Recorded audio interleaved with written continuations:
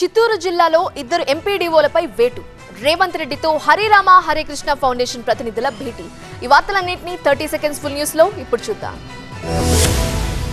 మత్తును చిత్తు చేద్దాం, డ్రగ్స్ రహిత తెలంగాణను సాధిద్దామంటూ ఓవైపు రాష్ట్ర ప్రభుత్వం డ్రగ్స్ పై యుద్ధం చేస్తుంటే మరోవైపు మత్తు ముఠాలు హద్దు లేకుండా ప్రవర్తిస్తున్నాయి. ఎంతలా నిఘా పెట్టినా, ఎన్ని వార్నింగ్లు ఇస్తున్నా, ఎన్ని కేసులు పెడుతున్నా సరే, చివరాఖరుకు చెప్పకూడ పెడుతున్నా సరే డ్రగ్ ముఠాలు ఆగడాలు మాత్రం అస్సలు ఆగట్లేదు. తాజాగా హైదరాబాద్ లో మరో డ్రగ్ ముఠా గుట్టునట్టు చేశారు పోలీసులు. పక్కా సమాచారంతో మైలార్దేవపల్లి నార్కోటిక్ అధికారులు సోదాలు నిర్వహించి 10,40,000 రూపాయలు విలువ చేసే 90 గ్రాముల MDMA ను స్వాధీనం చేసుకున్నారు. నలుగురిని అదుపులోకి తీసుకుని విచారిస్తున్నారు. గత కొన్ని రోజుల నుంచి ముంబై నుంచి డ్రగ్స్ తెచ్చి మైలార్దేవపల్లిలో అమ్ముతున్నట్టు గుర్తించారు పోలీసులు.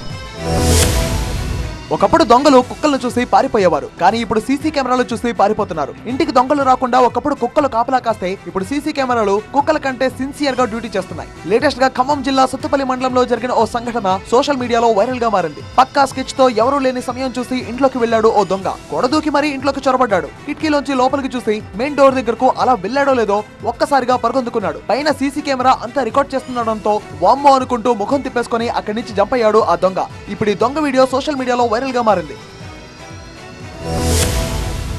విధి నిర్వహణలో నిర్లక్ష్యంతో చిత్తూరు జిల్లాలో ఇద్దరు ఎంపీడీఓలకు షోకాజ్ నోటీసులు అందాయి. విధుల దుర్వినియోగంపై ఏవోను సస్పెండ్ చేస్తూ ఉత్తర్వులు జారీ చేశారు.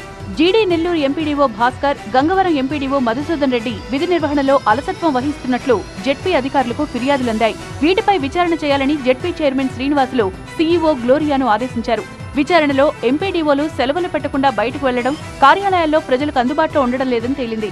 అంతేకాదు మండల సర్వసభ్య సమావేశంలో తీర్మానం లేకుండా నిధులు వినియోగించినట్లు ఎంపీపీ అనిత ఫిర్యాదు చేశారు.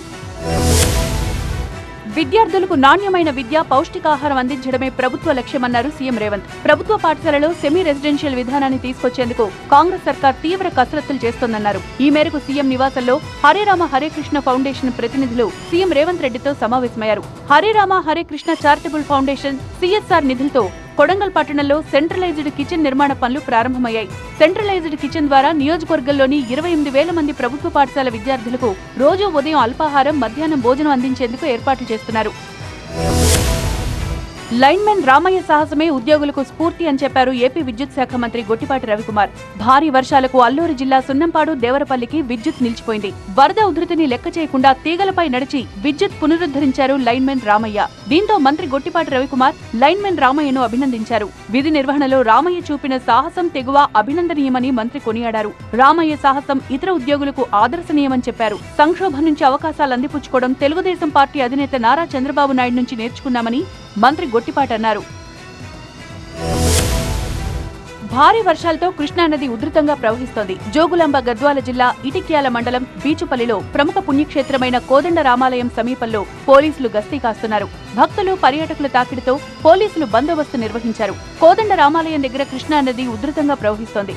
ఎగువన్న జూరాల డ్యాం నుంచి 41 గేట్లు తెరవడంతో కోదండ రామాలయం దగ్గరి పుష్కర ఘాట్లు వరద నీటితో పూర్తిగా మునిగిపోయాయి. ప్రమాదాలు జరగకుండా పోలీసులు ముందస్తు జాగ్రత్తగా పర్యాటకులతో మాట్లాడుతూ కట్టుదిట్టమైన భద్రతా చర్యలు చేపట్టారు.